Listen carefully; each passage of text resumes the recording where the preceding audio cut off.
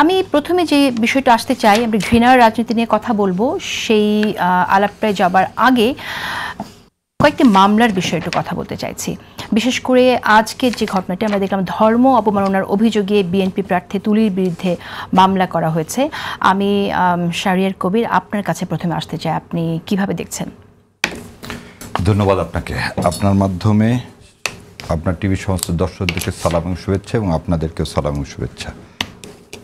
আমি এখানে এসে এইটা শুনলাম যে তুলির বিরুদ্ধে মামলা করেছে।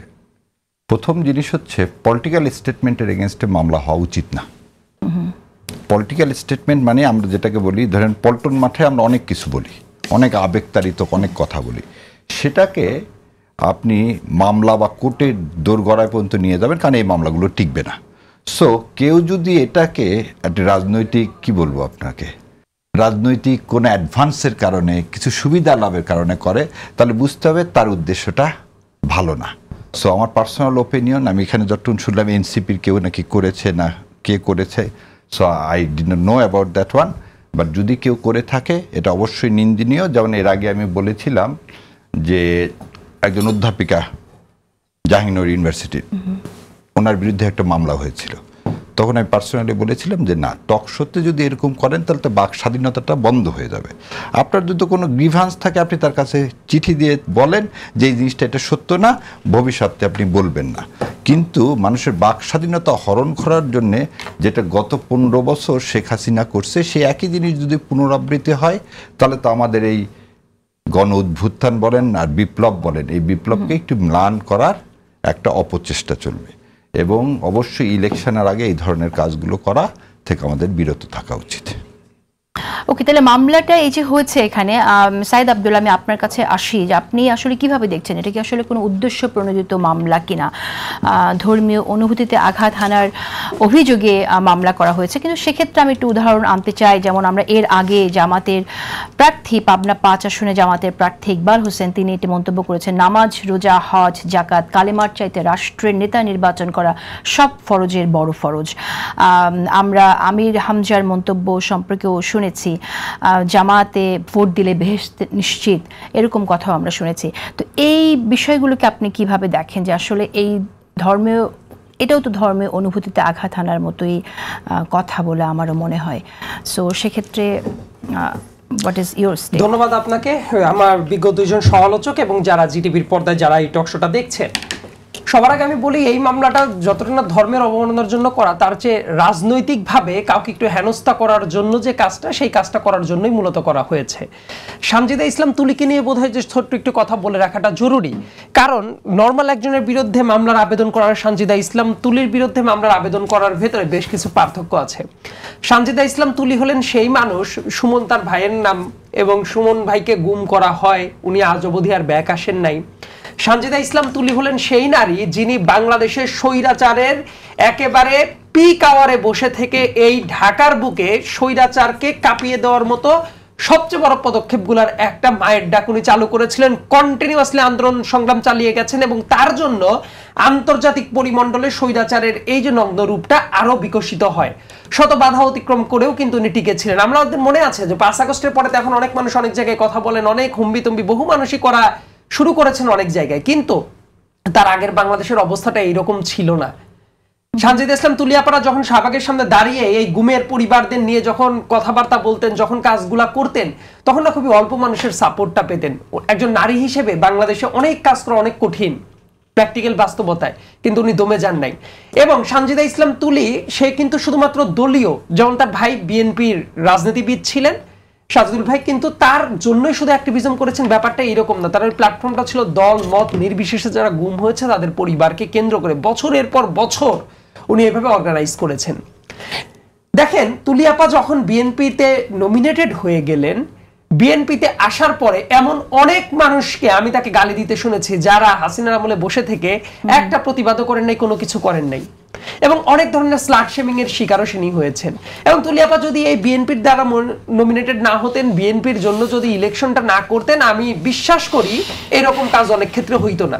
রেলেভেন্ট একটা উদাহরণ আমি আপনাকে বলি, বাংলাদেশে এটা তো আমি এই কারণে বারবার করে বলছি যে 5 আগস্টের পূর্বে অনেকের অনেক লম্বা স্ট্রাগলের গল্প ছিল। আমরা যেহেতু হাটে মাঠে ঘাটে অনেক জায়গায় আন্দোলন করেছি অনেক আগের থেকেই, এখানে টুকটাক কিছু ঘটনা আমাদের মনে আছে। যেমন আরেকজন নারীর কথা আমি বলবো যে বিশ্ববিদ্যালয়ের ছোট বোন খাদিজাতুল কুবরা, ওই জগন্নাথ ইউনিভার্সিটির, এই মেয়েটাকে জাস্ট একটা টক শোতে অ্যাঙ্করিং করার জন্য খাদিজাতুল কুবরা, সেটাই বলছি, যে তাকে কি করা হয়েছিল, তাকে কিন্তু ওইটার পরে তাকে এই যে ডিজিটাল সিকিউরিটি একটা মামলা দেওয়া হয়, তাকে অনেক মাস আটকে রাখা হয় এবং যত ধরনের হেনস্থা করা সম্ভব তারপর দিয়ে সবকিছু হয়েছে। এই যে কাজগুলো করার পরে সেই সংগ্রামী একটা মেয়ে, সে যে মুহূর্তে তার ওই যে বিশ্ববিদ্যালয় যখন একটা ছাত্র সংসদ ইলেকশন হবে, সে ছাত্র দল থেকে যখন ইলেকশনটা করছে, তারপর তাকে স্ট্যাটাস দিয়ে জানাতে হচ্ছে যে ছাত্র দল করার জন্য তাকে যাচ্ছে তাই ভাষায় যেভাবে আক্রমণ করা হচ্ছে, মানে এটা আসলে ভাষায় প্রকাশ করার মতো না। দেখেন অনেক ক্ষেত্রে টিপিক্যাল অনেক আক্রমণ হয়, আমি পোশাকের ব্যাপারে কোনো করবো না, কারণ পোশাকের ব্যাপারটা যার যার রুচিশীল জায়গা থেকে সে ব্যবহার করবে। সেই মেয়েটা দেখবেন পুরো দস্তু নিকাব পরে চলে, তাকে এসে এমন অনেক মানুষ অনেক গালিগালাজ করছে যে গালিগালাজগুলা আমি একেবারে ভাষাটা বলছি, কারণ স্পেসিফিক ভাবে না বললে বোঝাটা মুশকিল হয়ে যাবে। এই মেয়েটা ওই আমলে যে ধরনের সংগ্রাম করেছে, তাকে দেখলাম কমেন্টগুলো সে অনেক ক্ষেত্রে হাইলাইটেড করেছে, তাকে বলা হচ্ছে যে খাট কাঁপানো ...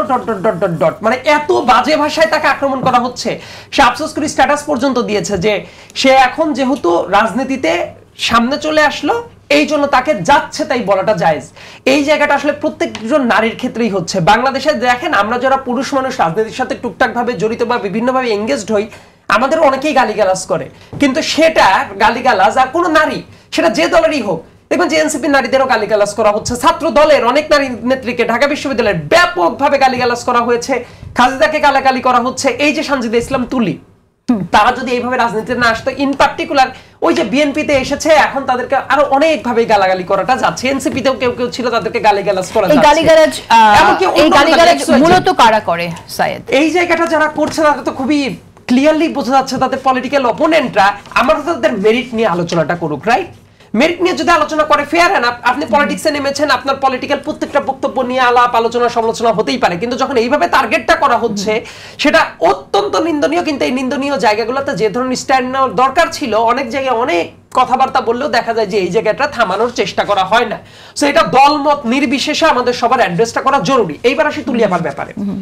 ধরেন উনি যে বক্তব্যটা দিয়েছেন, কারেক্টলি বলেছেন যে এই জাতীয় পলিটিক্যাল বক্তব্যের ক্ষেত্রে আসলে এই যে এই ধরনের মামলা, ধর্ম অবমাননার মামলা, ব্যাপারটা আসলে এইরকম না। এবং উনি যে বক্তব্যটা দিয়েছেন কারো পছন্দ হইতে পারে, কারো পছন্দ নাও হইতে পারে, কিন্তু হার্ড এই প্রত্যেকটা আমাদের থিওলজিক্যাল ব্যাখ্যায় যদি আমরা ক্রিটিক্যালি যাই, সেই জায়গাতেও কিন্তু বিভিন্ন ধরনের ব্যাখ্যা আছে।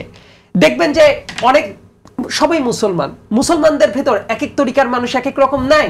যেমন দেখবেন চরমনের যে হুজুর সাহেব আছেন, উনিও ঠিক কয়েক বছর আগে একটা ক্লিপ পাবেন যে জামাত ইসলামকে নিয়ে এমন মানে মানে ভয়াবহ একটা মন্তব্য করে ফেলেছেন, আবার তারা একসাথেও আছেন। তাহলে তো ওইটা করলে তার বিরুদ্ধেও জামাত ইসলামের উচিত ছিল তার বিরুদ্ধেও মামলা করা। কিন্তু দেখেন এই কাজগুলো যদি প্র্যাকটিসটা আগাইতে থাকে, এটা সবার জন্য রাজনীতি করাটা খুব কঠিন হয়ে যাবে। এবং এই ধরনের মন্তব্য যেটা করেছিলেন, সেই মন্তব্যটা আসলে এতটাও ডিজাস্টারাস ছিল বলে মনে করি না। তারপরেও তার একটা ব্যাখ্যা থাকতে পারে। আপনি যদি মনে করেন যে সেটা সমালোচনা করার দরকার, আপনি অনমেরিট সেটা সমালোচনা করেন, ফেয়ার এনাফ। কিন্তু এটা করার যে মিনিংটা আবার দেখেন কবে আলোচনা করা হয়েছিল, আর আজকে হঠাৎ করেই কারো একজনের মনে হইলো যে যাই যে একটা মামলা ঢুকে দেই। মানে এই দুইটার ভেতরের আপনি যদি নেক্সাসটা, খুব একটা কমন নেক্সাসও খুঁজে পাবেন না। অর্থাৎ যে কাজটা করা হচ্ছে এটা স্রেফ একটা হয়রানিমূলক মামলা। এবং যদি সানজিদা ইসলাম তুলি যদি রাজনীতিতে না আসতো, তাহলে দেখতেন যে কোনো ঝামেলাই হইতো না। আবার এমন অনেক ন্যারেটিভ আছে, ধরেন একজন মানুষ আছে, আমি তার কমেন্টগুলো আমি দেখেছি, মামলাটা যিনি করেছেন তিনি তো আসলে তার পলিটিক্যাল অপোনেন্ট ঠিক ওভাবে না এই জায়গাটা। আচ্ছা, এই জায়গায় আবার একটা ঘটনা আছে, এই জায়গায় আবার একটা ঘটনা আছে, ডাইরেক্ট পলিটিক্যাল অপোনেন্ট কিনা এটা আসলে ওই দল হইলে ডাইরেক্ট পলিটিক্যাল অপোনেন্ট, অমুক দল হইলে ডাইরেক্ট পলিটিক্যাল অপোনেন্ট, এইভাবে আপনি গেসটা করতে পারবেন না। বর্তমানে খুবই মানে অদ্ভুত রকমের একটা টাইম চলছে, এবং যারা করছে দেখা যাবে যে বিভিন্ন অমুক দলে ঢুকে গেছে কিন্তু অন্য একটা নামে, এ ধরনের লোক তো আছে। এবং তার দেখলাম যে সম্ভবত কোনো এনসিপি বা নতুন একটা দলের বোধহয় শ্রমিক সংঘেরও একটা পদ আছে, আবার দেখা গেল গণ অধিকার পরিষদের একটা পদ আছে। আবার বিভিন্ন জায়গায় এমন কথা তো শুধু আমার না, এমন অনেক এনসিপির যারা নেতাকর্মীরা আছেন, আমি দুই একজনকে আমি কোটও করতে পারি, মানে তারা স্ট্যাটাসে দিয়েছেন যে ও এখন এই যে অরিজিনাল জায়গায় ব্যাক করে তারা আবার একটা জোট পাকানোর কথা বলছে, নিজেদের ভেতরে ওই আলাপ আলোচনাগুলো চলে। অর্থাৎ দেখা যাবে যে অন্য নামে আছে কিন্তু পারপাসটা কার সার্ভ করছে, দিস ইজ ভেরি ইম্পর্টেন্ট। এবং এই যে এই ধরনের মামলা, এই মামলাটা কোনো অবস্থাতে 1 মিনিটের মামলা না, বরং পলিটিক্যালি হেনস্থা করার জন্য এই ধরনের যে কাজ করা হচ্ছে এটা অত্যন্ত নিন্দনীয়। এটা প্রত্যেকটা দলের ক্ষেত্রেই এই জাতীয় টার্গেটটা যাতে না করা হয় সেটা আমাদের মাথায় রাখা উচিত। ওকে, মোশাররফ ঠাকুর, আমরা দেখলাম যে ফজলুর রহমানের বিরুদ্ধেও আদালত অবমাননার অভিযোগ এসেছে এবং এই অভিযোগ দাখিল করেছে প্রসিকিউশন। এই বিষয়ে আপনি আপনার কাছে জানতে চাইছি যে আপনারা কিভাবে দেখছেন। ধন্যবাদ আপনাকে। ফজলুর রহমান সাহেবের যে বক্তব্যটা আমি দেখেছি, বক্তব্যটা আদালত সম্পর্কে ওইভাবে না বলাটাই ভালো আর কি।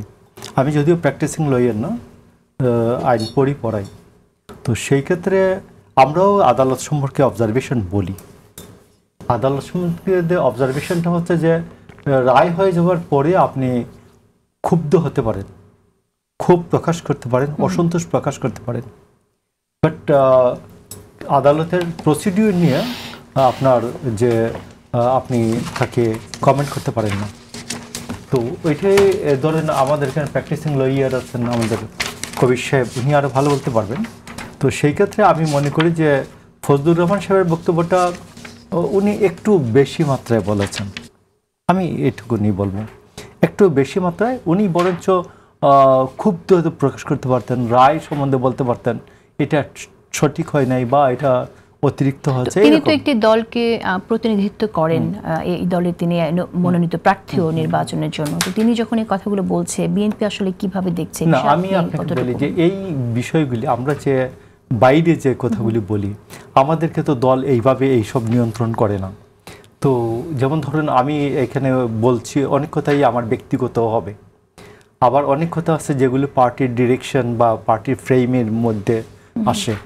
তো সেইখানে ফজলু ভাইয়ের যে বক্তব্যগুলি বেশ কিছু আছে, আমরাও বলি। আমরা যেমন আমরা 5ই আগস্টের পরে অনেক বিষয় নিয়ে, সরকারের অনেক বিষয় নিয়ে আমরা ক্ষুব্ধ আছে যেমন। বাট আমাকে যদি আবার আমি অসংখ্য অসন্তুষ্টির বক্তব্য আছে ডক্টর ইউনূস সম্পর্কে আমার, বাট আমাকে যদি জিজ্ঞেস করেন যে ডক্টর ইউনূসকে কি এই মুহূর্তে ফেলে দিয়ে আরেকটা গভর্নমেন্ট প্রতিষ্ঠা করতে চান, আমি বলবো না, না।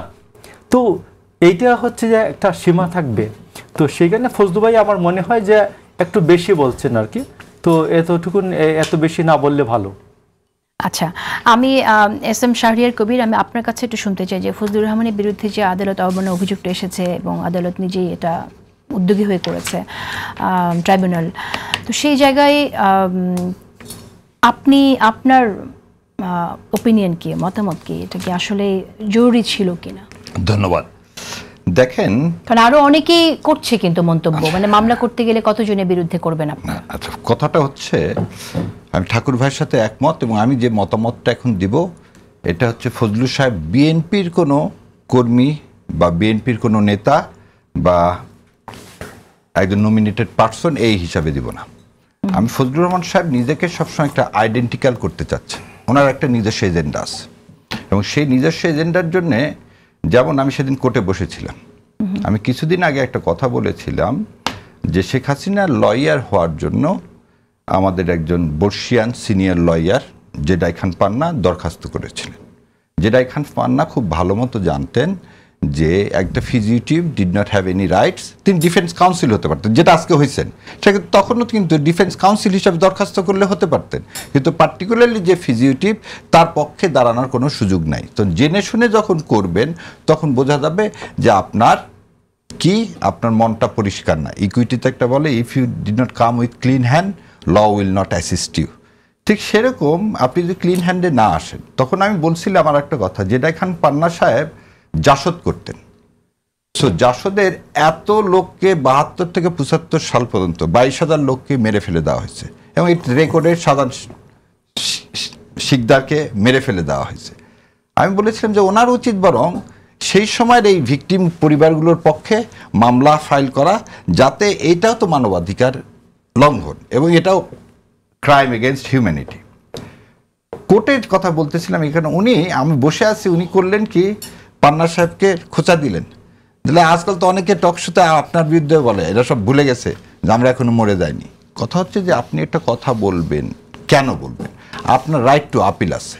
শেখ হাসিনার যদি বিচার, এটা কে না চায়? আপনি যে দল মত যে মুক্তিযুদ্ধের সময়কার থেকে আজকে আপনি সেটা যেই বলেন, আজকে যে ব্রুটালিটি হয়েছে, যে আজকে যে হত্যাকাণ্ড হয়েছে শিশু থেকে সব কিছু, সেটার তো আপনি পানিশমেন্ট কে না চাবেন?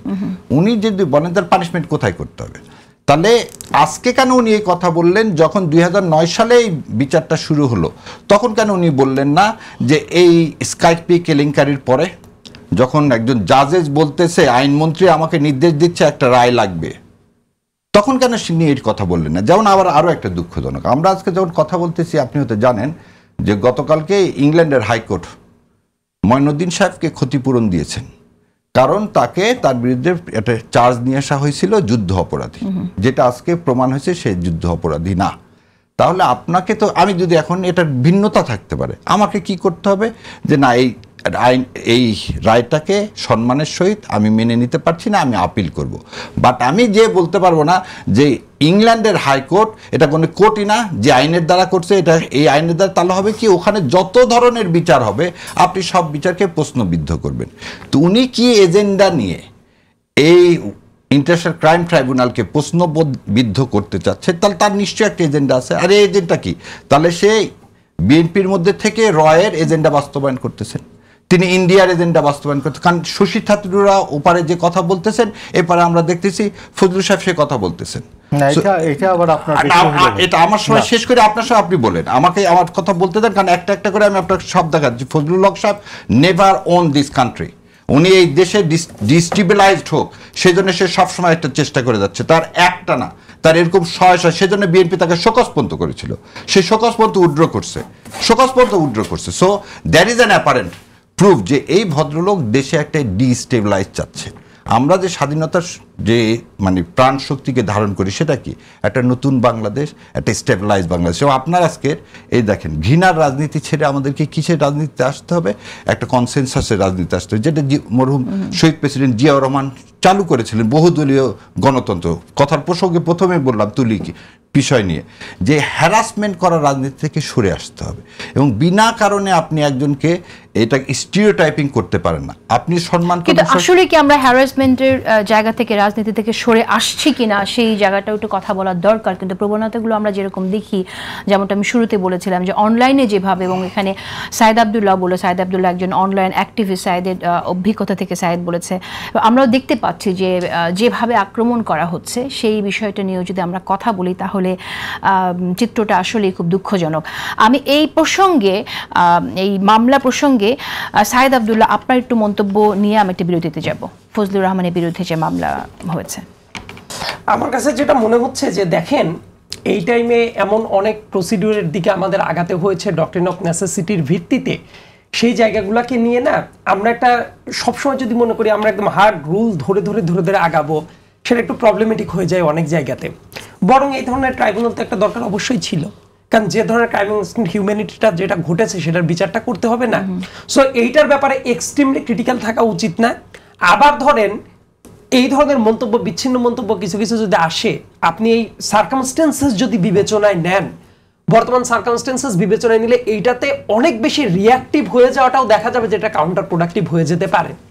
যেমন এই সরকারের কাজটা দেখবেন যে অনেক ক্ষেত্রে খুবই নেসেসারি কাজটা করছে, রাইট? নেসেসারি কাজটা করতে গেলে দেখবেন অনেক কিছু কিন্তু ইগনোর করার সুযোগটা আছে। যেমন আমি ব্যক্তিগতভাবেও ওনার বেশ কিছু কমেন্ট আছে যে কমেন্টগুলোতে আমি ব্যক্তিগতভাবেও সমালোচনা করেছি যে না হয়তো বা উনি এইভাবে না বললেও পারতেন। আবার একই সাথে এই ধরনের ঘটনাও তো ঘটেছে যে সরকারের জায়গা থেকে এমন কোনো স্ট্যান্ড বা এমন কোনো পজিশন না হয়েছে যে জায়গায় কিছু কিছু জায়গায় প্রশ্নবোধক তোলারও জায়গাটা আছে, হয়তোবা সেই জায়গাটা অ্যাড্রেস করার ভূমিকাটা এক একজনের এক এক রকম হয়। ধরেন এন্ড গোলটা তার কি, এন্ড গোলটা খুব গুরুত্বপূর্ণ একটা ম্যাটার। আমি ধরেন যে একটা প্রসেসের সমালোচনা যেটা করছি, যেমন তার ভাই খুবই চমৎকার ভাবে বলছিলেন যে এন্ড গোলটা হলো আমরা এই জায়গাটাকে ব্যর্থ হইতে দিতে চাচ্ছি না, কিন্তু সেই প্রসেসের ভেতর থেকে যদি সমালোচনা কিছু করা যায় যৌক্তিকভাবে, সেটা তো অবশ্যই একসেপ্ট করা দরকার। কিন্তু সেই সমালোচনাটা আবার এমন ভাবেই করা উচিত না যে ব্যাপারটা প্রকৃত পক্ষে যারা এইখানে ক্রাইম এগেইনস্ট হিউম্যানিটি ঘটিয়েছে তাদের কাছে পক্ষে একটা চলে যায়। আর্গুমেন্টটা ঠেলে বিচারটাকে দেয়। প্রশ্নবিদ্ধ So, করে। এই জায়গাতে একটা চেক এন্ড ব্যালেন্সের দরকার আছে আমার কাছে মনে হয় উভয় এন্ড থেকেই আছে। ধরেন আবার এইভাবে ট্যাগ দেওয়ার ব্যাপারটা যদি কোনো কিছু হলে একদম রয়ের পারপাস সার্ভ করছে বসে থেকে এই ধরনের ট্যাগ দেওয়া হয়, আমার মনে হয় যে সেটাও একদমই অনুচিত, আবার কখনোই অন করে নাই এইটাই হার্ড সমালোচনাও না। আবার যেসব জায়গায় আমার কাছে মনে হয় যে সমালোচনা করার জায়গাটা আছে সেই জায়গাতে অবশ্যই সমালোচনাটা করা দরকার, অর্থাৎ চেক এন্ড ব্যালেন্সের ভেতরে যাওয়া দরকার। যেমন দেখবেন অনেকে এই ধরনের আর্গুমেন্টে চলে যায় যে বাংলাদেশে বর্তমানে কোনো সংবিধান নাই, কিচ্ছু নাই, মানে এই টাইপ কথাবার্তাও কিন্তু ঠিক একই ধরনের কথাবার্তা ফজলুর রহমান সাহেব যেটা বলছেন ওই টাইপ কথাবার্তাও যারা বলে, বলার সময় আবার কি হয় জানেন, ওইটার যে ইম্প্যাক্ট সেই ইম্প্যাক্টটাও কিন্তু আবার এই ধরনের একটা হজবরল অবস্থা তৈরি করার মতো সুযোগটা তৈরি করে। কিন্তু অবচেতন মনেই আপনি যে একটা মানেন না এই ক্যাটাগরির সিলেক্টিভ আচার আচরণ কিন্তু চলতে থাকে। কাজে আমাদের এই টাইমে মাথায় রাখা উচিত এমন কোনো কাজ কোনো অ্যাঙ্গেল থেকে করা উচিত না যেটা আদতে এমন জায়গায় কোশ্চেনটা রেইজ করে যেটা কালেকটিভ ইন্টারেস্ট। মোশাররফ হোসেন ঠাকুর, আমি আপনার কাছে আসব। আমরা তো কথা বলছি আসলে যে ঘৃণার রাজনীতি, আমরা দেখতে পাচ্ছি যে ঘৃণার রাজনীতি শুধু অনলাইনেও না, রাজনীতির মঞ্চেও আছে, মাঠেও আছে। যদি সেই জায়গা থেকে কথা বলি, আমরা দেখতে পাই বিএনপির ভেতরে নিজেদের মধ্যে মারামারি আছে, হানাহানি আছে, আবার জামাতের সাথেও বিএনপির সংঘাত শুরু হয়েছে। তো এটা আসলে কেন, মানে প্রতিপক্ষকে আঘাত করার এই পুরাতন প্রবণতা এটা এখনো একই রকম রয়ে গেল কেন? অনেক কিছু বদলের কথা শুনছি কিন্তু এখনো সেটা বদলাচ্ছে না। এখানে হচ্ছে যে অভ্যুত্থানের পরে আমাদের যে প্রত্যেকের একটা সুবিধাবাদী চরিত্র, এটা হলো মূল বিষয়। আপনি দেখবেন যে জামাতে ইসলামের যে সাধারণ সম্পাদক সেক্রেটারি জেনারেল উনি বললেন যে এই সরকার অবৈধ। 106 অনুচ্ছেদের কথা বলা হয়, দুনিয়ার আইনজ্ঞরা, আইন বিশেষজ্ঞরা বলেছেন 106 অনুচ্ছেদ কোন সরকারের বৈধতার ভিত্তি হতে পারে না বলেছেন। অন রেকর্ড এখানে আছে, আমরা রেকর্ডটা বাজিয়ে দেখতে পারি যখন বিরতির সময়। তো সেইখানে এইটা এইভাবে আজ পর্যন্ত বিএনপি তো বলে নাই কোনোদিন যে এই সরকার অবৈধ, বলছে কোনোদিন বলে নাই। তো এখন সুবিধা মতো এই যে সুবিধাবাদের ক্ষেত্রে দেখা যাচ্ছে যে এই ক্ষেত্রে অনেকটাই ঘৃণার চাষাবাদ হয়ে যাচ্ছে সুবিধাবাদ প্রয়োগ করতে গিয়ে। আমার সুবিধা যখন অতিরিক্ত চাই তখন তো আমার বক্তব্য আমার মধ্যে আবদ্ধ হয়, একটা ক্রিয়া প্রতিক্রিয়া হয় এবং এটার ফাইনালি বাইর হয় ঘৃণার মতো হয়। তো আমি আপনাকে বলি যে এই সরকার আপনি দেখবেন যে এই সরকার যে প্রধান উপদেষ্টা যে শপথ নিয়েছেন তিনি সেকেন্ড লাইনটা, আমি সংবিধানের রক্ষণ, সমর্থন এবং নিরাপত্তা বিধান করিব, আমি সংবিধান প্রিজার্ভ, প্রটেক্ট অ্যান্ড ডিফেন্ড করব, এই হলো ইংরেজিটা। তো এখন আমার কথাটা হলো যে এই কথা বলার পরে আমরা এখন দেখি অনেকে বলেন এই কথাটা। তো আমাকে সেই দিন একজন আইন বিশেষজ্ঞ বলেছেন যে ডক্টর ইউনূস হচ্ছেন খুব সেফ সাইডে থেকে খেলার প্লেয়ার। আমি জিজ্ঞেস করছিলাম যে উনি এই যে জুলাই সনদ অর্ডার এটা উনি শপথ করলে ওনার এদের যে দাবি ছিল এনসিপির যে প্রধান উপদেষ্টা সই করবেন, এটা উনি করলেন না কেন? উনি আমাকে বলছেন যে একটা দারুণ কথা, যে বলছেন যে দেখো যে এইটা উনি হচ্ছেন যে খুব সেফ সাইডে থেকে খেলার প্লেয়ার। 5ই আগস্ট হয়েছে গিয়ে অভ্যুত্থান হচ্ছে, বিপ্লব হয়ে গেছে, উনি 3 দিন শুয়েছিলেন প্যারিসে। 3 দিন শুয়ে থাকার পরে 106 এই রেফারেন্স আনিয়েছেন, আনানোর পরে এরপরে আসছেন আইসা উনি শপথটা নিয়েছেন যে সংবিধান রক্ষণ, সমর্থন এবং নিরাপত্তা বিধান করিব সংবিধানের। তারপরে এখন উনার যারা আছেন উনি যাদেরকে দিয়ে খেলান আর কি মাঝে মধ্যে, এরা এটা সুবিধা হলে বলে যে এই সংবিধান, এই সরকার সংবিধান সম্মত, যখন সুবিধা মনে করে না তখন বলে এই সংবিধান সম্পূর্ণ বেআইনি, এই সরকার সম্পূর্ণ বেআইনি।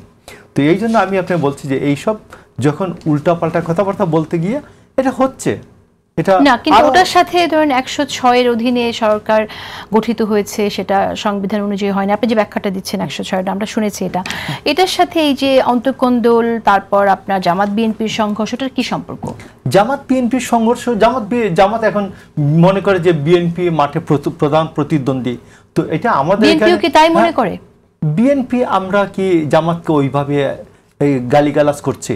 আপনি একটা ফেসলে এখন গিয়ে দেখেন যে আমি জামাতের এই সাধারণ সেক্রেটারি জেনারেল সম্বন্ধে এই কথাটা বলার পর আপনি দেখেন যে কাফেরের বাচ্চা, নাস্তিকের বাচ্চা, দেখেন টাইমলাইনে গিয়ে দেখেন কি পরিমাণ অন্তত আচ্ছা 30টা পড়ে সেটা আমি গেছে। দেখছি অনলাইনে সেই বিষয়ে নিয়ে কথা বলবো, কিন্তু আমি দেখলাম যে চিটাং এর মহানগরের উত্তরের যুব দলের খুব সম্ভবত সাংগঠনিক সম্পাদক তিনি অস্ত্র নিয়ে জামাত ঠেকানোর পরিকল্পনা করেছে এবং সেই ভিডিওটি কিন্তু ভাইরালও হয়েছে। এই বিষয়ে আমি আপনার মন্তব্য শুনতে চাই যে আমরা তো এই অস্ত্রের রাজনীতি তো শেখ হাসিনার সময় আমরা ছাত্রলীগে দেখেছি, তাহলে যুব দলের ভিতরে এই প্রবণতা কেন আসবে বা তারা এরকম প্ল্যান? আমি দেখি নাই ভিডিওটা, যদি এটা হয়ে থাকে আপনার কথা মতো তাহলে এটা ঠিক হয় নাই। ঠিক হয়নি, কিন্তু দলের এখন কি করণীয় তাহলে? দল সেই ক্ষেত্রে দলের কি করার আছে দেখুন, গত 1 বছর 1.5 বছর ধরে সেটা হচ্ছে যে দল হাইয়েস্ট দলের সাথে একজনের যে সম্পর্ক থাকে সেই সম্পর্ক যে দল তার সাংগঠনিক ব্যবস্থা নিতে পারে, আইনি ব্যবস্থা তো নেওয়ার ক্ষমতা রাখে না। সে তো গভর্নমেন্ট না, বিএনপি তো গভর্নমেন্ট না। একবার পৃথিবীতে এই একটা মাত্র গভর্নমেন্ট আছে যে কোনো ব্যক্তির দায় দায়িত্ব হচ্ছে, ব্যক্তির যে কোনো দুর্ঘটনার যে কোনো বেআইনি ঘটনার দায়িত্ব হচ্ছে সরকারের। আর এই একটা মাত্র পৃথিবীতে সরকার প্রশ্ন করলে আপনারা সবসময় উত্তরটা সামনে আনেন যে সরকারের দায়িত্ব, সরকার এটা প্রটেক্ট করে নাই, সরকার চাঁদাবাজি প্রটেক্ট করে নাই। আমরা ধরে নিলাম যে আপনার যুক্তিটাই সত্যি, কিন্তু আপনার ইমেজ যখন ক্ষুণ্ণ হচ্ছে তখন আপনাদের দায়িত্বটা কি, অ্যাকশনটা কি হওয়া উচিত ছিল? সেটাই ক্ষুণ্ণের জন্য, দলীয় ইমেজ ক্ষুণ্ণের জন্য এই পর্যন্ত মামলার। তবে আমি আপনাকে একটা বলি, বিএনপির যে চাঁদাবাজ বলার আগে ডক্টর ইউনূস হচ্ছেন সবচেয়ে বড় চাঁদাবাজ, কারণ উনার আন্ডারে যতগুলি পৌরসভার প্রশাসক আছেন উনি সব পৌরসভার চেয়ারম্যানদেরকে রিমুভ করেছেন, করে ওইখানে ইউনো অথবা এডিএ এডিসি একজনকে বা ডিসিকে উনি পৌর প্রশাসক নিয়োগ করছেন। এই পৌর প্রশাসকরা টাকা নাই, এই জন্য সমস্ত লাইসেন্স ফি ডাবল করছে। 1 2 নম্বর হচ্ছে সমস্ত টেম্পু স্ট্যান্ড, সমস্ত বেবি ট্যাক্সি স্ট্যান্ড, সমস্ত বাস স্ট্যান্ড এইগুলাকে ইজারা দিয়েছে। এবং আওয়ামী লীগ এই মুহূর্তে যেহেতু নাই, ইজারা যে গ্রহণ করার যে ইজারাদার ব্যক্তিরা অনেকেই বিএনপিরা শুধু ব্যবসায়ী, সে এখন বিএনপির পরিচয় দেয়। এখন এরা যখন টুল তোলে, আমার জামাত ইসলামের ভাইরা এসে বলে এই যে বিএনপি লোক, এই যে দেখো এই যে কি বলে এই যে ছবি আছে বিএনপি লোক চাঁদা তুলতেছে, বাট এই যে সে তুলতেছে টোল। এইটা ডক্টর ইউনূস এর দায়িত্ব হচ্ছে যে এই যে সমস্ত পৌরসভাতে যে এই যে ইজারা দেওয়া হলো, সমস্ত tempo stand, baby taxi stand, এগুলো তো পৌর চেয়ারম্যানরা দিতেন না আগে। আপনি এই ক্ষেত্রে যে হলো এটা আপনি দেখেন, সমস্ত বন্দুকের লাইসেন্স 10,000 টাকার জায়গায় 20,000 টাকা লাইসেন্স ফি করছে, আবার 15% ফি। তো আমি আপনাকে বলতেছি, আপনি তো একটা বলছিলেন অর্থনৈতিক স্থিতিশীলতা কি কি বিষয়ে আসে? অর্থনৈতিক স্থিতিশীলতার কথা বলিনি, আমি রাজনৈতিক স্থিতিশীলতার কথা বলেছি।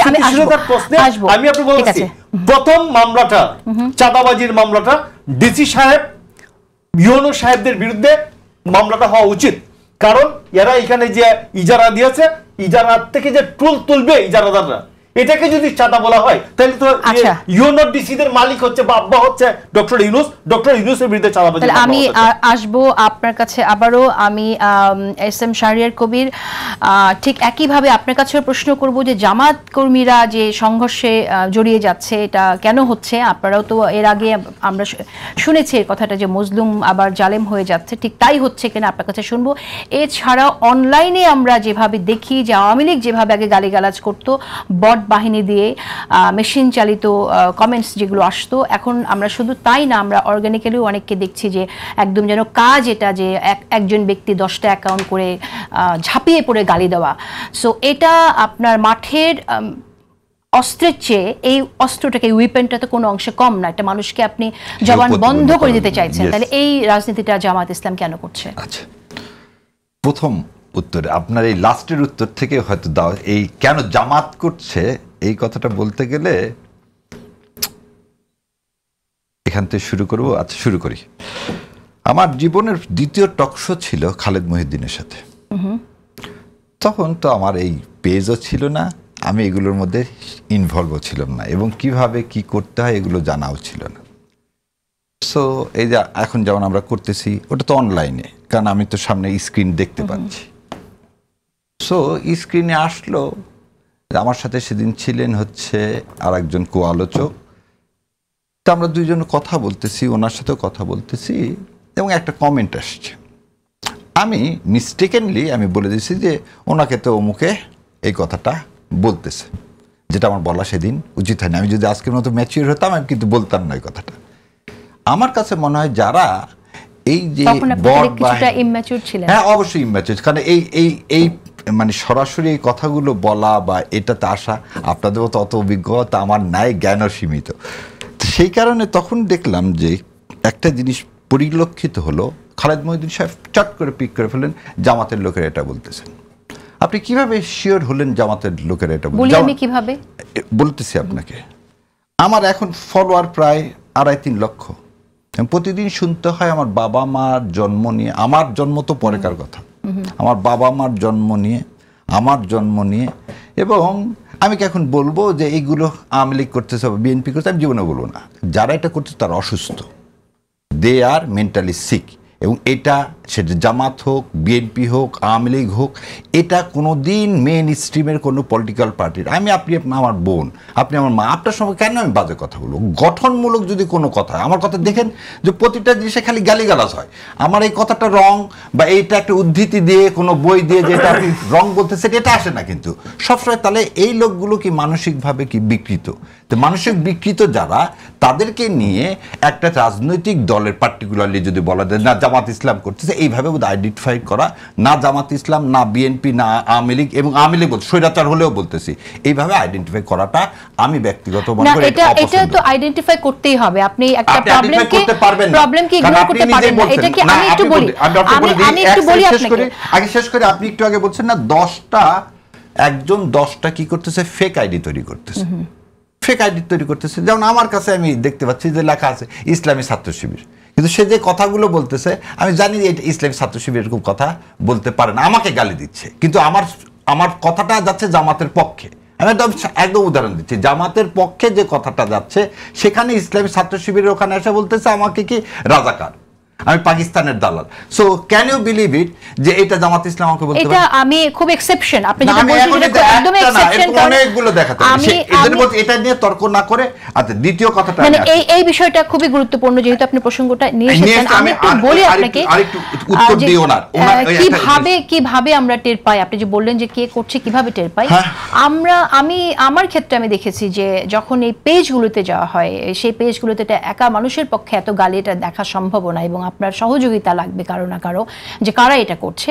তখন না কিন্তু দেখা যায় যে তারা এই জামাতের পক্ষে অনেক প্রচারণা করছে এবং জামাতের মঞ্চে দাঁড়িয়ে আছে, জামাতের প্রোগ্রামের মঞ্চে দাঁড়িয়ে আছে, তারা এই ধরনের গালিগালাজ করছে। বলি, now I have a research team of 20 peoples, now I have a research team of 20 peoples who will observe আমাকে কে কি কথা বলতেছে এবং সেটা কোন পেজে, কার পেজে কি, এবং এইটা যখন আমি দেখি সাথে সাথে অন্যদের যাটা সেটাও আমরা দেখা।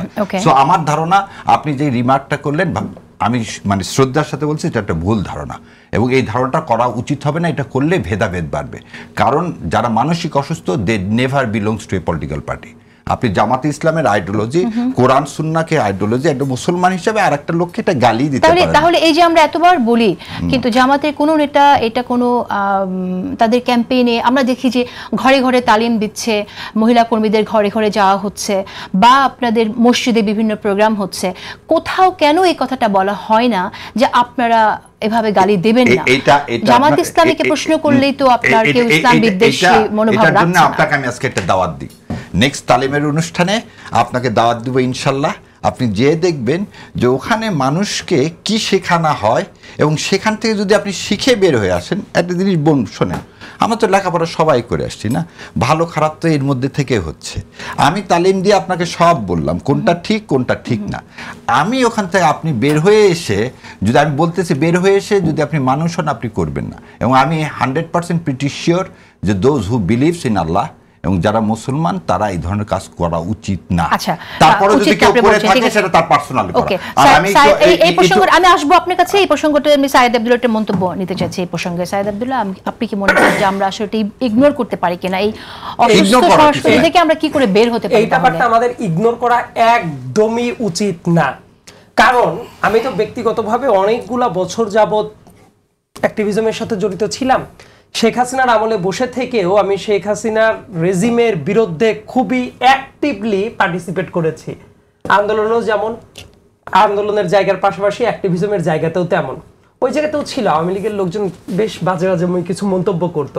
আপনাকে আমি একটু মনে করিয়ে দেই, ওই ব্লগের যুগ যখন ছিল, সিপি গ্যাং নামের কিছু গ্যাংও ছিল, সেই সিপি গ্যাংয়ের স্ল্যাং ওয়ার্ডগুলো আমি আর না বলি, তারা ওই যে শহীদ মিনারে কে যাইতে পারবে, কাল্লা যাইতে পারবে না, কাদেরকে ব্যান করা হবে, এই ক্যাটাগরির তাদের একটা টেন্ডেন্সিটা ছিল।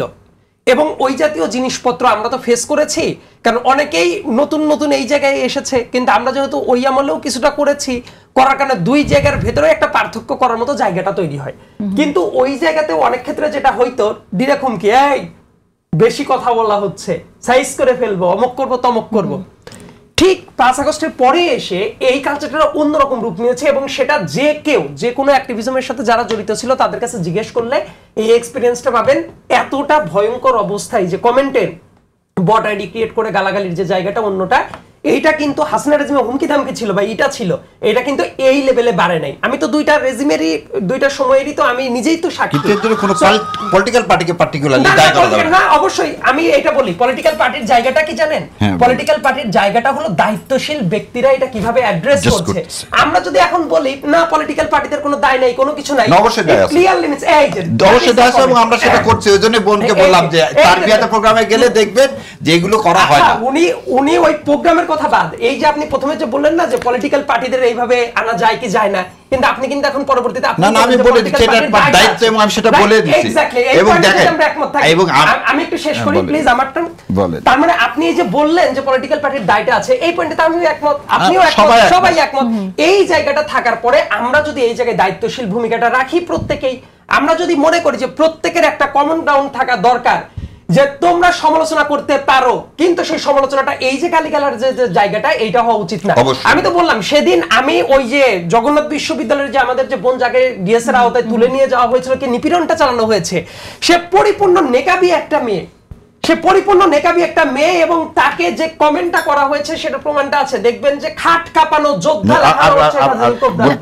এটা আসলে আপনি যেহেতু আলিমের দাওয়াতটা দিলেন, এবং যারা এই কমেন্টটা করেছিল বিশ্বাস করেন এটা নিয়ে দেখা গেছে, মানে আমি দেখি কি যে বাংলাদেশের মানুষের কিন্তু কিছুটা রেসপেক্টফুল জায়গাটা আছে। আমরা সাধারণত ধরে দেখি আসলে বেশভূষায় তো মানুষের পরিচয় না, প্রত্যেকের পরিচয় তার আলাদা আলাদা, কিন্তু তারপরেও যেহেতু আমাদের একটা ঐতিহ্য আছে গ্রামীণ, ধরেন যে যেমন আমার দাদা যখন ছিলেন বা নানারা ছিলেন বা একজন মুরব্বী মানুষ যখন একজন দাড়ি টুপি পরা মানুষ থাকে, আমরা কিন্তু বাই ডিফল্ট ধরে নেই যে না অন্য যে কারো চেয়ে উনার একটু মানে এই যে রিলিজিয়াস প্র্যাকটিসিং ব্যাপারটা একটু ভালো। ধরেন যে আপনি বা আমরা যদি একটা গালাগালির জায়গাটা করি, আর দেখবেন একজন দাড়ি টুপিওয়ালা মানুষ দেখতে খুবই মানে ধার্মিক মনে হচ্ছে, প্র্যাকটিসিং মনে হচ্ছে, উনিও যদি সেম ওই ক্যাটাগরির একটা গালিটা দেয়, দেখবেন যে অপরাধের মাত্রাটা অপরাধ না, মানে নৈতিকতার জায়গা থেকে দুইটাই অনুচিত, কিন্তু ওইটা দেখতে কিন্তু আরো বেশি চোখে লাগে, লাগে না? কিন্তু ওই জায়গাটাকে কেন্দ্র করে এই যে গালি দেওয়ার যে জায়গাটা, এইটা না বেড়ে গেছে,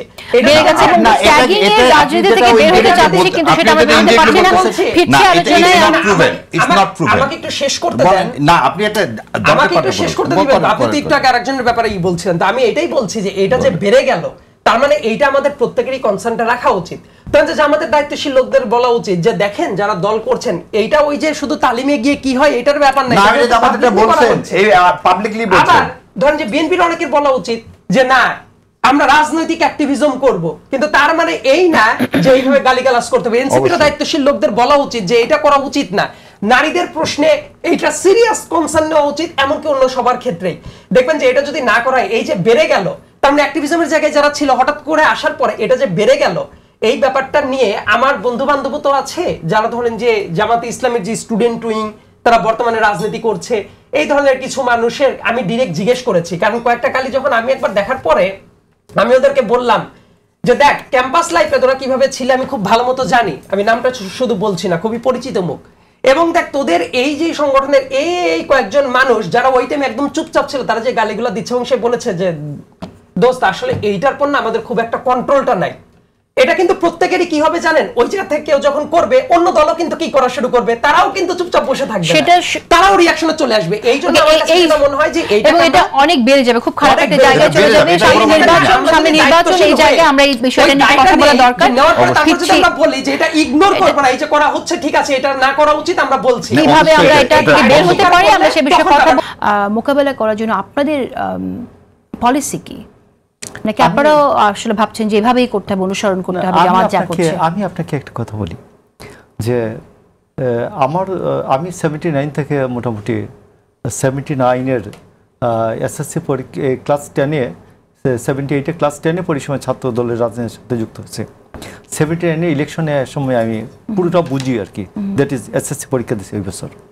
তো ওই সময় থেকে যতগুলো নির্বাচন হচ্ছে, আমি আপনাকে বলি যে এই যে পলিটিক্যাল অ্যাক্টিভিস্ট দেখেন না, দলের কর্মী দেখেন না, কর্মীদের একটা ক্লাস আছে আর ইলেকশন করার শ্রেণী আলাদা।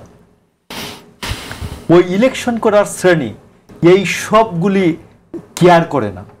আমি এই ক্ষেত্রে শেরে বাংলা একে ফজলুল হকের একটা বক্তব্য আছে আমার কাছে খুব প্রণিধানযোগ্য মনে হয়। শেরে বাংলা একে ফজলুল হককে জিজ্ঞেস করা হয়েছিল যে ক্যালকাটার উমুক উমুক পত্রিকায় আপনার বিরুদ্ধে ভীষণ লিখছে, বলছে আমাকে যারা ভোট দেয় ওরা ও পত্রিকা পড়েও না, ওইখানে পত্রিকা যায়ও না। তো আমি আপনি বলতেছি যারা বিএনপির ইলেকশন করবে বা জামাতের ইলেকশন করবে, এদের কাছে এই যে বট বাহিনী বা এইগুলোর অ্যাক্টিভিটি এইগুলো খুব ম্যাটার করে না। সুতরাং আপনাদের কাছে এটা কোনো বড় ব্যাপার না। এবং আমি আপনাকে বলি যে আমি কোন এই যে আমার ওই আওয়ামী লীগের কিন্তু ধরেন রাজনৈতিক দল হিসেবে আপনারা কিভাবে দেখেন? আপনাদের ম্যাটার করে না শুধু কি সবকিছু আপনাদের জন্য নির্বাচনে যেটা ভালো হবে সেটাই দেখবেন, নাকি নাগরিকের সুবিধাটাও দেখবেন? যে নাগরিক হিসেবে বা কনসার্ন সিটিজেন যারা কথা বলছে তাদের সেফটিটা আপনারা দেখবেন? পার্টি লেভেলে বলছেন তো আমি বলতেছি যে আমি 15 সাল থেকে আমি মোটামুটি টক শো করি। আমাকে অনলাইন ইনবক্সে কেউ ক্ষয়কারে খা দন্তন্য করিষ্কার কি পোলা বইলা গালি দেয় নাই, একবার আল্লাহর কসম বলছে ইনবক্সে গালি দেয় নাই। এখন ইনবক্সেও গালি দেয়, বুঝছেন তো? ইনবক্সে গালি দেয়, এটা যদি দেখে ফ্যামিলি দেখে তাইলে তো বলবে যাওয়ার দরকার নেই। তো এই জন্য আমি আপনাকে বলছি যে এইটা ইলেকশন যখন ইলেকশনের ট্রেন তো শুরু হয়ে গেছে এবং ইলেকশনের শিডিউল হওয়ার পরে এই বট বাহিনীর এইগুলা দেখার কেউ কোন সময়ই থাকবে না। তো তবে আমি মনে করি যে যে দেশে ভাষার জন্য ল্যাঙ্গুয়েজের জন্য মানুষ জীবন দিয়েছে, এইখানে ল্যাঙ্গুয়েজটা তো সংযত হওয়া তো দরকার। হ্যাঁ, আমি মনে করতে পারি একটা 5 বছর 7 বছর 10 বছরে একটা শব্দ স্লিপ অফ টাং হতে পারে, একটু ক্ষিপ্ত হতে পারি, বাট একেবারে এটা ন্যাচারাল হয়ে যাবে, প্রকৃতিগত হয়ে যাবে, এটা তো রিয়েলি আমাদের জন্য একটা দুঃসংবাদ। ওকে, সাইদ আব্দুল্লাহ, আপনার কাছে কি তাই মনে হয়? আমার তো মনে হয় যে এটা আসলে যেভাবে মানুষের জবানকে বন্ধ করে দিতে পারে, একরকমভাবে নীরব করে দিতে পারে, সেটা গণতন্ত্রের জন্য হুমকি স্বরূপ। নির্বাচনের পর এটা বন্ধ হয়ে যাবে, এরকমটা আপনার মনে হয় কিনা? আমি এই ব্যাপারে ভাইয়ের সাথে কিছুটা আমার এডিশনাল মতামত আছে যে ভোটের রাজনীতিটা শুধুমাত্র ওই জায়গাতেই না, যেমন যুগের পরিবর্তনের সাথে সাথে যেটা হয় যে আমরা অনেক আননোন জিনিসের চ্যালেঞ্জটা ফেস করতে পারি।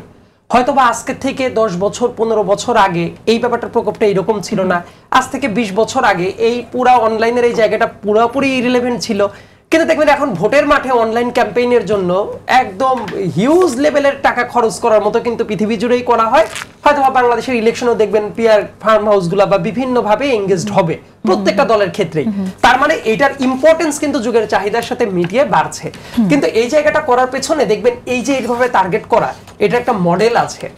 ভারতে কংগ্রেসের পতনের পরে যখন এই যে বিজেপি সরকারটা যখন আসার আগে ছিল, তারাও যেটা করতো এই যে এইভাবে ব্যাপকভাবে কোনো জায়গায় হইলে গালাগালি অমুক তমুক করে অনেক ভয়েসকে বন্ধ করে যে দেয়া যায়, এই ব্যাপারটা। যেমন ভাইয়া এত প্রমিনেন্ট একজন রাজনীতিবিদ বা ভাইও আছেন অনেক সিনিয়র সিটিজেন, দেখেন এই জেনারেশনের আমাদের জেনারেশন অনেকেই যেটা করেন যে ভাইয়ার মতো রাজনীতিবিদ বা তার মতো একজন প্রফেশনাল মানুষ, তারা এমন গালি দেখেও হয়তো বা অভ্যস্ত ছিল না। দেখবেন মেইন স্ট্রিমে এসে ওই যে তালুবর্ষ যুক্ত কিছু গালি, এই গালিটা যদি উনাকে দেয়া হয় এই জায়গাটা যেটা হবে আলটিমেটলি ওনাদের ফ্যামিলি মেম্বাররা যারা আছেন তারা যখন এই ব্যাপারটা দেখবেন তারা তো বিব্রত বোধ করবেন। এটা কিন্তু এই বাস্তবতাটা দেখবেন এই জেনারেশনাল গ্যাপটা হিউজ লেভেলে খুবই ক্ষতিগ্রস্ত হয়েছে হওয়ার কারণে এই গালিগালাজের জায়গাটা রাজনীতিবিদদের মনস্তত্ত্বেও খুব বাজে রকম ইম্প্যাক্ট ফেলে। যেমন এই ধরনের ইলেকশনে সারা পৃথিবী জুড়ে দেখবেন ডিসইনফরমেশন মিস ইনফরমেশনের যে বাজে রকম ক্যাম্পেইন চলে, সেটাকে একজন পলিটিশিয়ান কি ইম্প্যাক্ট ফেলতে পারে না? ভোটের আগে এটাই বাজে ধরনের একটা ডিসইনফরমেশন ছড়িয়ে পড়লে বাজে ইম্প্যাক্ট পড়তে পারে না? কাজে অনলাইনের ব্যাপারটাকে আমার মনে হয় যে অবশ্যই অবশ্যই অবশ্যই খুবই সিরিয়াসলি দেখা উচিত। ভোটের রাজনীতিতেও কিভাবে ইমপ্যাক্ট ফেলতে পারে সেটা নিয়ে একটু আমরা কথা বলবো, একটু সংক্ষেপে বলেন। পাশাপাশি সামনে ইলেকশন, অনেকেই এরকম শব্দ উচ্চারণ করছে যে প্রশাসন কোনো না কোনো পক্ষে আছে, প্রশাসনে যাদের নিয়োগ হচ্ছে তারা একটি বিশেষ দলের, এরকমটাও শুনছি, অনেকে জামাতের কথা বলছে। আপনার কি তাই মনে হয় কিনা? আসলে প্রশাসনের রদবদলকে আপনি কিভাবে দেখছেন? জামাতের পক্ষ থেকে আমরা বিএনপির লোক নিয়োগ দেওয়া হচ্ছে, বিএনপির পক্ষ থেকে জামাতের লোক নিয়োগ দেওয়া হচ্ছে, এই কথাগুলো আছে। এই বিষয়টা আমরা শুনবো, তার আগে একটু দর্শকদের জানিয়ে রাখি। প্রিয় দর্শক, আপনারা টেলিভিশনের পর্দায় আপনারা যারা দেখছেন, আমরা টিভি পর্দা থেকে বিদায় নিচ্ছি, তবে আমাদের ডিজিটালে টাইমলাইন বাংলাদেশের ফেসবুক পেজ এবং জিটিভির ইউটিউব চ্যানেলে আমরা কিছুক্ষণ কথা বলবো। ধন্যবাদ সবাইকে আমাদের সাথে থাকার জন্য। সাইদ আব্দুল্লাহ, আপনি কিভাবে দেখছেন? যেমন প্রশাসনের রদবদলে 64 জন পুলিশ সুপারকে রদবদল করা হয়েছে, এই রদবদলের মধ্যে দিয়ে আসলে কি খুব বেশি পরিবর্তন হবে কিনা, কি মনে হচ্ছে? ধন্যবাদ, খুবই গুরুত্বপূর্ণ একটা জায়গা বলেছেন যে এখনো রাস্তাঘাটে গেলে আমার মনে হয় যে শুধু এটা আমার একার অভিজ্ঞতা না, তার ভাই এবং ভাই আপনারাও নিশ্চয়ই বিভিন্ন জায়গায় গেলে মানুষের কাছে এই প্রশ্নটা শুনেন না যে ইলেকশন কি সত্যিই হবে? যদি বলেন যে হ্যাঁ হবে, তারপর বলেন যে এত কনফিডেন্স কেমনে পাচ্ছেন যে ইলেকশন হবেই? সো এই যে প্রশ্নটা যে আসে, এর মিনিংটা হলো মানুষের মনস্তাত্ত্বিক দুনিয়ায় এই সরকার এখনো গেঁথে দিতে পারে নাই যে সত্যিকার অর্থেই একটা ইলেকশনটা হতে যাচ্ছে। অনেক ধরনের অনিশ্চয়তা আছে, সেটা শুধুমাত্র যে সরকারকেই আমরা ক্রমাগত ব্লেম করে যাব ব্যাপারটা এরকম না। অন্য অনেক জায়গাতে আসলে পারিপার্শ্বিক অবস্থাটাও তো আমাদের বিবেচনায় রাখাটা উচিত, কারণ ইলেকশন সিস্টেমটাকে যেভাবে ব্লক করা হয়েছে এবং তারপরে এই সরকারের অন্যতম একটা প্রধান দায়িত্ব ছিল ইলেক্টেড একটা গভর্নমেন্টের হাতে সুচারুরূপে মানে এই যে পাওয়ারের জায়গাটা হস্তান্তর করা, এবং এইটা যে সংস্কার প্রক্রিয়ার সাথে কোনো অবস্থাতেই বিপরীতমুখী সম্পর্ক না, এই ব্যাপারটা অনেকে না বুঝে এইটা মনে করা হচ্ছিল যে ইলেকশন চাওয়া মানে একটা পাপ। যে ইলেকশনের কথা বলছে এত বড় পাপ, যাই 5টা গালি দিয়ে আসি, যে কত বড় পাপ দেশের মানে সংস্কার কার্যক্রম থামায় দেয়। সংস্কার কার্যক্রম এমন ভাবে চলেছে এখন দেশের অনেক মানুষ বারবার করে বলে সংস্কার শব্দটারও সংস্কারটা জরুরি, এটা অনেকেই বলে, পাবলিক পারসেপশনই আছে। সো এই জায়গায় সরকারের অনেক জায়গায় অনেক ধরনের ব্যর্থতাটা আছে, এই ব্যর্থতাটার জন্যই ঠিক মতো এইভাবে আগায় নাই।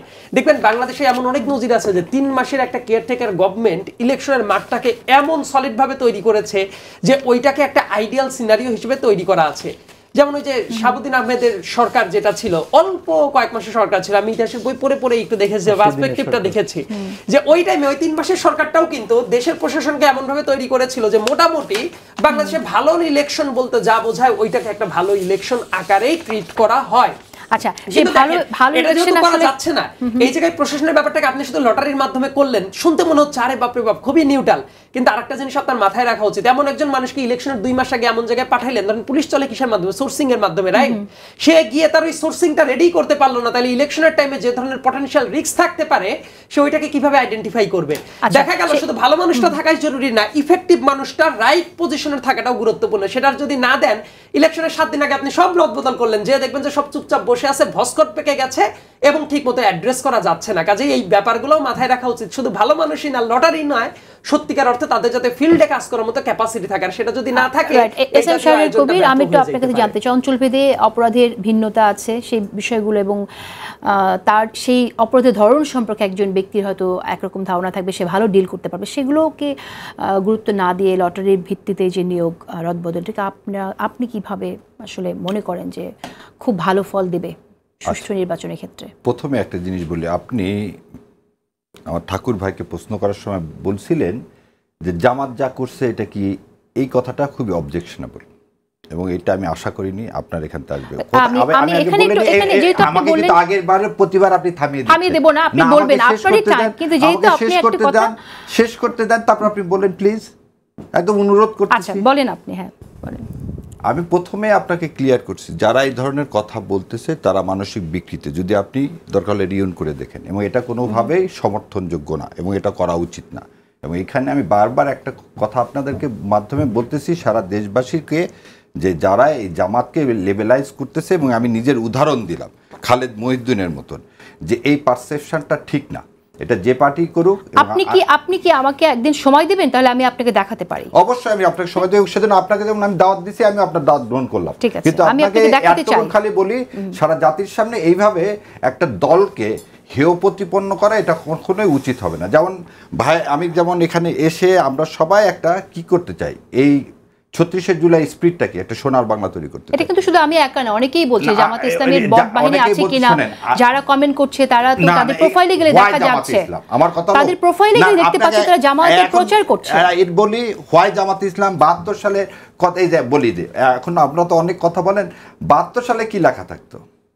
আজকে যে এই কথা বলতেছেন, আজকে অপশাসন গত 15 বছর তো এই কথা বলতেই পারতেন না। আজকে যারা এইগুলো কথা আমরা তো এখানে বলতে পারতেছি, আপনিও পারতেন না, সেটা আপনি বোধহয় পারতেন না। আগে বলতে দেন, আমার ক্লিপ আছে শেখ হাসিনা ভাই কথাটা শুনেন রে ভাই, আমাদের ক্লিপ আছে, আপনি লাকি যে আপনি লাকি আপনাকে ইয়াতে নিয়ে যাওয়া হয়নি, আপনি প্রচন্ড ভাগ্যবান যে আপনাকে কোথায় নিয়ে যাওয়া হয়নি, আয়না ঘরে নিয়ে যাওয়া হয়নি। আপনি যদি এই কথা বলেন তাহলে আপনি প্রচন্ড ভাগ্যবান। বাকশালের সময় যেভাবে মানুষকে নিয়ে যাচ্ছে, আপনাকে নিয়ে যাওয়া হয়নি, এটা ভাগ্যবান। আর আমাদেরকে যার দেশ ছেড়ে যেতে হয়েছে আমরা ভাগ্যবান না, এই হচ্ছে পার্থক্য। আপনি মন্তব্য করার জন্য, আমি মন্তব্য করার জন্য আমাকে ভাইভাতে পাশ করা দেয়নি হাইকোর্টে, আমাকে দেশ ছেড়ে যেতে হয়েছে। আর আপনারা ভাগ্যবান, সেজন্য আপনারা এই দেশে থাকতে পারছেন। সে আর আমাদের মতো আজবি এবং আমার বন্ধু মানুষ আরমান, ওকে থাকতে হয়েছে কোথায়? আয়না ঘরে। তো এই কথাগুলো আমি এখানে না বলে সেজন্যই ওই এই তর্কগুলো যেমন আপনারা বলছেন, শোনেন, জুলাইয়ের যদি আপনারা ওইভাবে চিন্তা করেন, জুলাই সাধারণ মানুষের 71টা ছিল এদেশের আপামর জনসাধারণের, আজকে জুলাইও ছিল আপামর জনসাধারণের। এখানে কেউ পার্টিকুলারলি কেউ যদি কোনো নিতে চান সেটা আপনি নিতে পারেন, কিন্তু আমার পার্সোনালি ওপিনিয়ন, এদেশের মানুষ সেদিন যদি রাস্তায় না নামতো, 15 বছর আমরা সব রাজনৈতিক দল দেখছি ইনক্লুডিং জামাত, আমরা ফেল করছি। সাধারণ মানুষ যদি না নামতো, এই মনস্টারকে কোনোদিনই এখান থেকে সরানো যেত না। আমি আবারও বলতেছি, ইনক্লুডিং জামাত, কোনো রাজনৈতিক দল হাসিনাকে সরাতে পারেনি সেদিন যদি সাধারণ বাবা মা এই ছোট ছোট সন্তানের সাথে রাস্তায় না নামতো। সো এই ক্রেডিট না রাজনীতিটা বাদ দিতে হবে। এই অসহিষ্ণুতাটা কেন তাহলে আসলো সেটা একটু আমরা যদি বুঝি। আপনি একটা জিনিস বলে শোনেন, অসহিষ্ণুতা না, আপনাকে একটা জিনিস দেখেন, জুলাই সনদে 270 দিন সমস্ত রাজনৈতিক দল একসাথে বসছে।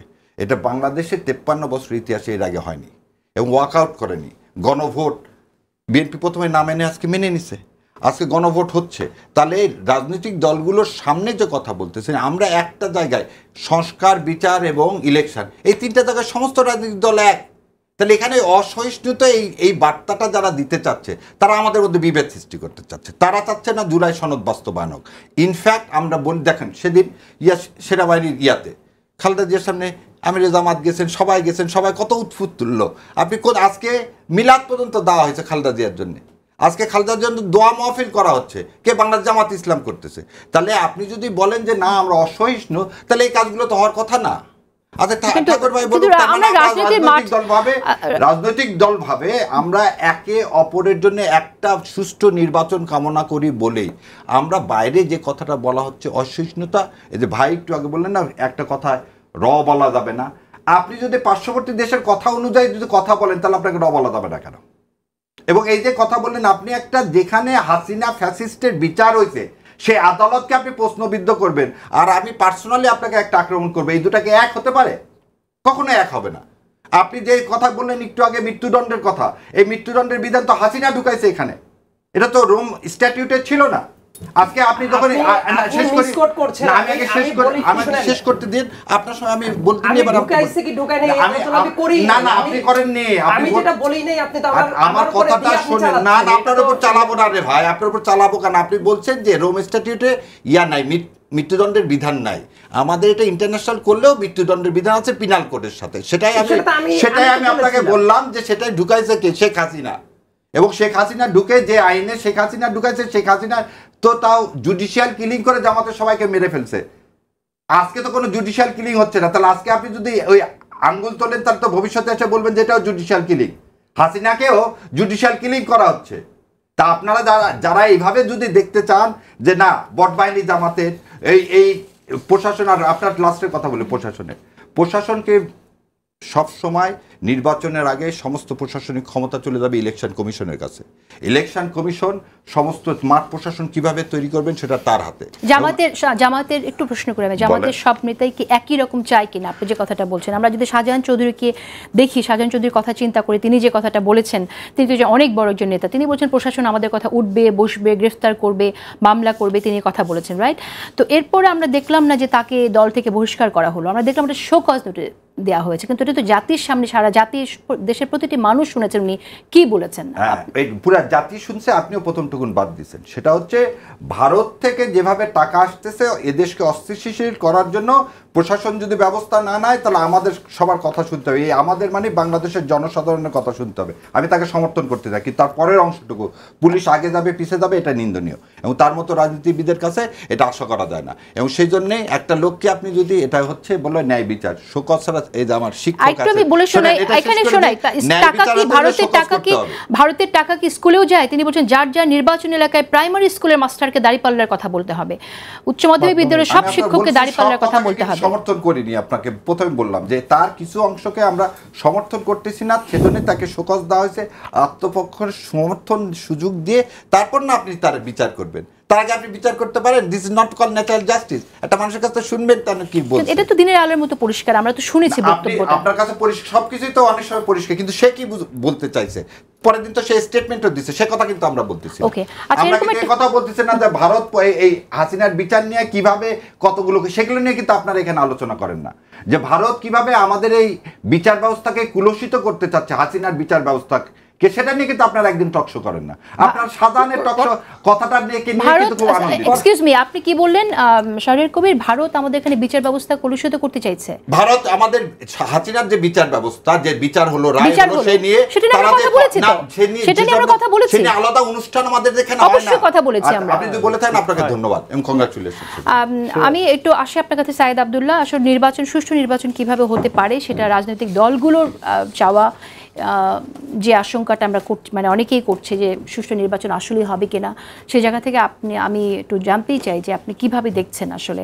আর বিএনপির মধ্যেও আমরা এই প্রবণতা দেখি যে জামাতকে যেন আমরা হটিয়ে দিয়ে আমরা এখানে বিজয় নিয়ে আসবো, এই প্রবণতার কোনো পরিবর্তন আমরা দেখছি না। তো আসলে এই কালচারটা চেঞ্জ হওয়ার জন্য যে ধরনের মানে সিভিক সেন্স আমাদের সবার থাকার জায়গাটা ছিল, সেই জায়গাটা অনেক ক্ষেত্রেই নাই, এবং এই না থাকাটা আসলে অত্যন্ত দুঃখজনক।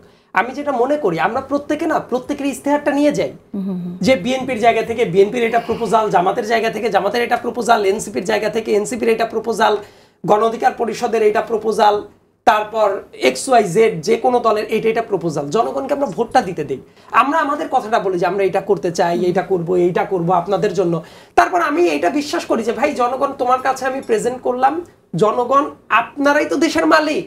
সো আপনারা এখন যদি মনে করেন ভাই আমাদেরকে ভোটটা দিয়েন, আর না হইলে আপনি যাকে ভোট দিবেন তারাই দেশের ক্ষমতার ওই গদিতে বসবে। সো এই যে এই প্র্যাকটিসের জায়গাটা, এইটাকে আমরা যদি এই কালচারটাকে ধারণ না করতে পারি, আমাদের আসলে যে কারণে গণ অভ্যুত্থান ছিল, শুধু গণ অভ্যুত্থান না, আমরা সব আলোচনায় যদি গণ অভ্যুত্থানটা নিই, 90-এরও তো একটা গণ অভ্যুত্থান ছিল, তারপরে 1971 সালের মুক্তিযুদ্ধ, যেটা এই মুক্তিযুদ্ধেরও কিন্তু একটা ডিরেক্ট কারণ ছিল 1970 সালের 7 ডিসেম্বরের ভোটের পরের আফটারম্যাথ যে ইফেক্ট, আমাদের বাংলাদেশের এই যে রাষ্ট্র গঠনের যে প্রক্রিয়া, সেই প্রক্রিয়াতেই কিন্তু নির্বাচনের ইস্যুটা খুবই গুরুত্বপূর্ণ।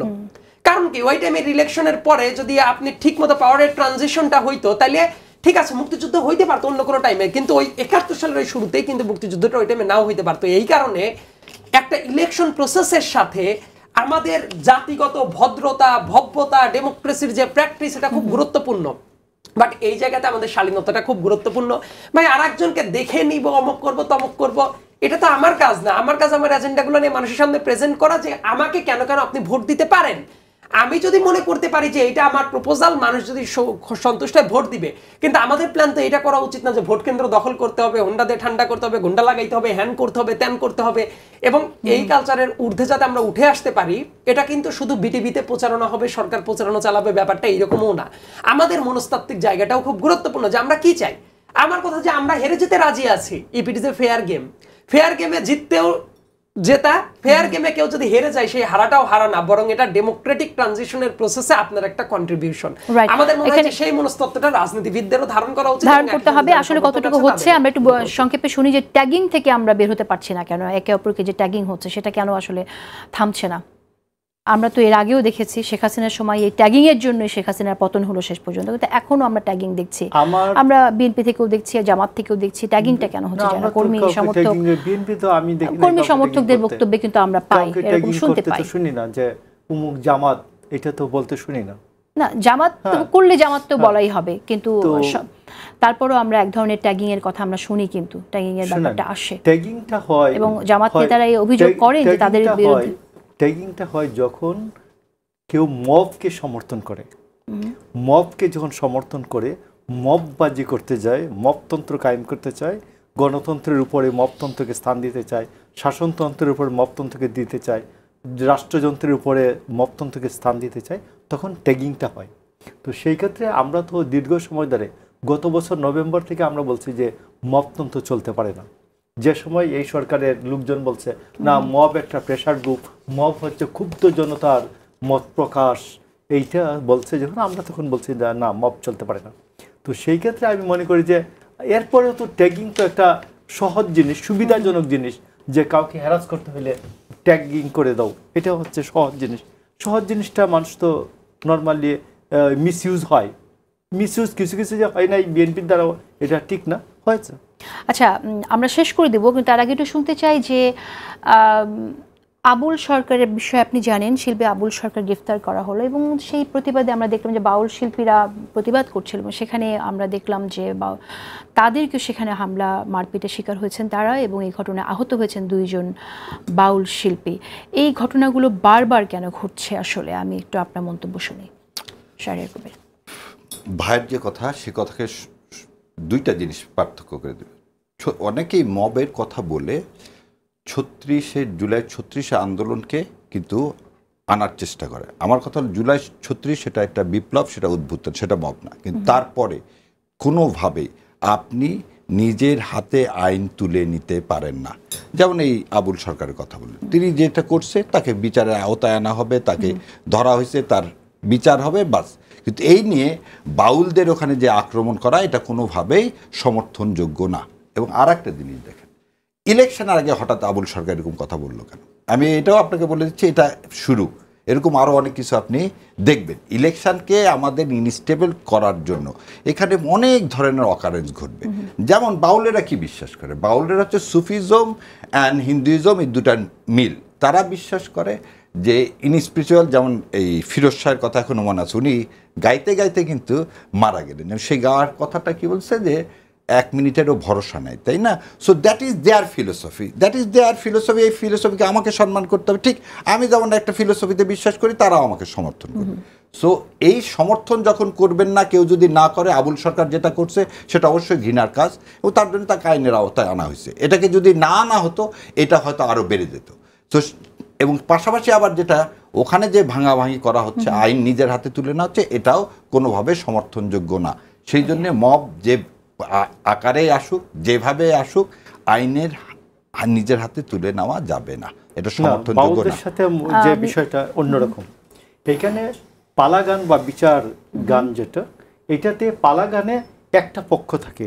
আপনি আল্লামা ইকবালের নাম শুনেছেন, আল্লামা ইকবাল আল্লাহর কাছে কতগুলো প্রশ্ন করছিলেন, এরপরে পাকিস্তানের রাস্তায় কাফের টাফের বইলা বিশাল, এরপরে উনি আবার জবাব দিলেন, যখন জবাব দিল তখন বলল উনি আল্লামা ইকবাল।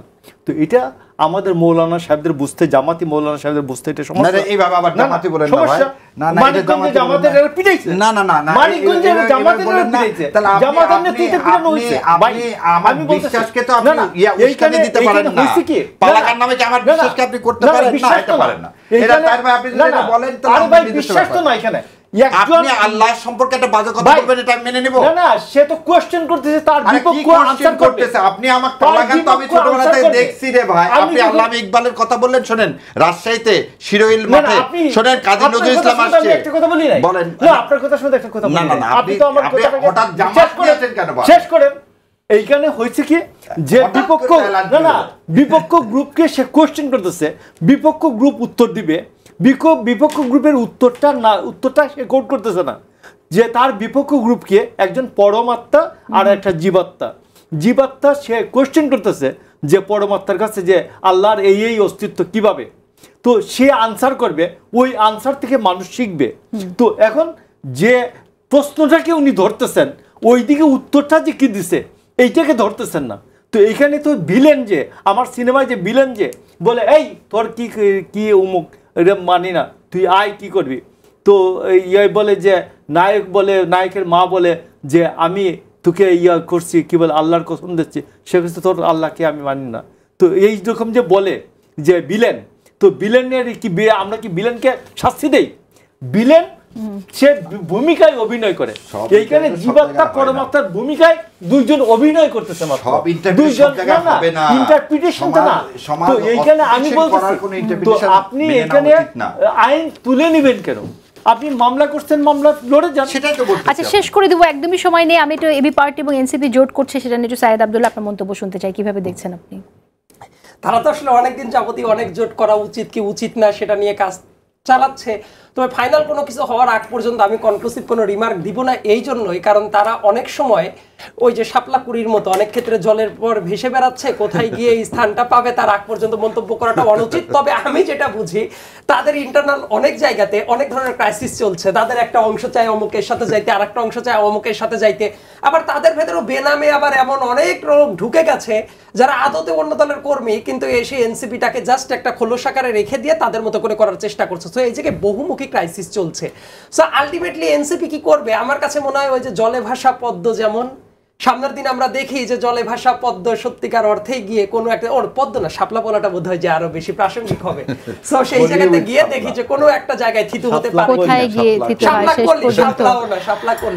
শাহরিয়ার কবির, আপনার মন্তব্য শুনে আপনি কিভাবে দেখছেন জোট হওয়াকে? আমি একটা জিনিস বলি, এনসিপির দুইজন যারা সরকারের মধ্যে আছে এখন পর্যন্ত তারা এটা খোলসা করেনি যে ওনারা এনসিপির কিনা। দ্বিতীয় কথা, আজকে জুলাই সনদের গণভোটের অর্ডিন্যান্সও পাস হলো, আজ পর্যন্ত তারা সেটা সাইন করেনি। তার মানে তারা টোটাল একটা ইনডিসিশনে ভুগতেছে। সো যারা ইনডিসিশনে ভুগতেছে ডিসিশনটা তাদেরই নিতে হবে। এখানে আমার বা একজনের মন্তব্য করাটা মনে হয় উচিত হবে না। আর যদি তারা কোনো জোট গঠন করতে চায় এটা অন্যায় কিছু না, কিন্তু সেই জোটের পারপাস কখনোই অন্য কোনো কারো ইশারায় হোক এটা জাতি মেনে নেবে না। আচ্ছা, এটা তো আমরা ইশারা তো বিভিন্ন দিক থেকে আসছে শুনছি, আমরা দেখছি যে বড় ইশারা জামাত থেকে, ছোট ইশারা বিএনপি থেকে কোন দিকে যায় ভাই? শেষ করে দেব, একদম ক্লোজিং রিমার্কস আপনি যদি কিছু অ্যাড করতে চান। না, ঠিক আছে, আমি মনে করি যে সর্বশেষ রিমার্কসটা হচ্ছে এই অর্ডিন্যান্স নিজে বলে দিল যে গণভোটের যে প্রস্তাবনাটা ছিল এটি ভালো কাজের প্রস্তাবনা, বেআইনি ভাবে হয়েছে, মানে আইনি ছিল না গণভোট করার, এইরকম একটা প্রস্তাব রাখা হচ্ছে যেটা পার্লামেন্টে আইন পাশ করার পরে গণভোটটা করা যেত। বাট এইটা অপ্রয়োজনীয় একটা গণভোটের আয়োজন করা হচ্ছে এবং এই ভোটের দিন জটিলতা বাড়বে, ভোটের রেজাল্ট হতে, ফলাফল হতে দেরি হবে এবং বহুবিধ জটিলতা হবে। আমি মনে করি এখনো রাজনৈতিক দল, গণভোটে তো আমরা জানি যে নোট অফ ডিসেন্টটা যেহেতু থাকছে না, আমি আপনার কি মনে হয় যে আপনাদের যারা দলের নেতাকর্মী বা সমর্থক তারা কি না ভোট দিতে পারে? সেজন্য আমি বলতেছি যে এখানে আওয়ামী লীগের সকল ভোটারদেরকে তো আর এলিমিনেটেড করে দেওয়া যায় নাই, এটা হাওয়া করে তো দেওয়া যায়নি, ওরাও মাঠে আছে। তারপর বিএনপির কিছু সংক্ষুব্ধ ব্যক্তি আছেন যারা পার্টির সেন্ট্রাল কমান্ডের সাথে একেবারেই যে সব কিছু যে জামাতের মতো যাহা বলবে তাহাই সত্য, তাহা সত্য মনে করে না, এখানে অনেকেই স্বতন্ত্র মতামতও রাখে। তো সেই সব ক্ষেত্রে মিলে আমি বলছি যে গণভোটটা টোটাল জুলাই সনদের যে মহিমাটা ছিল, জুলাই সনদের মহিমা না বলা উচিত ছিল যে নেক্সট পার্লামেন্টকে আপনি কনস্টিটিউয়েন্ট পাওয়ার দিতে চান কিনা, ইয়েস নো। বাট এই এতগুলা জিনিস যে জুড়ে দিলেন, এইগুলা কনফিউজ করবে, রাজনৈতিক কর্মীদেরকে কনফিউজ করবে, মানুষকে কনফিউজ করবে। এর মধ্যে 22% মানুষ স্বাক্ষর দিতেই জানে না, আর 77% মানুষ পড়াশোনা জানে, স্বাক্ষর দিতে পারে, বেসিক্যালি পড়তে পারে 25% মানুষ। তো 75% মানুষ এই গণভোটের প্রস্তাবনাটাই বুঝে না। সেটা তো বিএনপির প্রস্তাব ছিল ভাই।